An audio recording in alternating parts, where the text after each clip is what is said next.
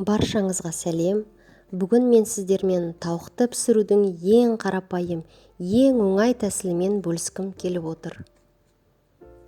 Ол үшін бізге тауық еті және 1 кг тұз қажет.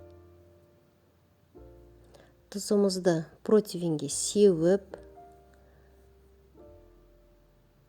шамалы жаймалап,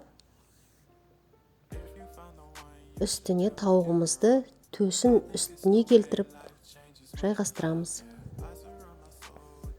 Қызып тұрған пеште 180 градуста шамамен тауықтың көлеміне байланысты шамамен 1 сағат 15 минуттай пісіріп аламыз.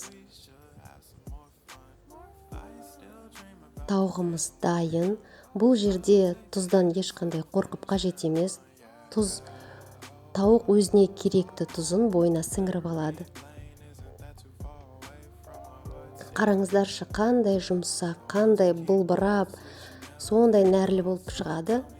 Әдетте тауықтың төс еті құрғақ болып шықса, бұл рецептте керісінше бұлбырап, суы ағып, дәмді болып шығады.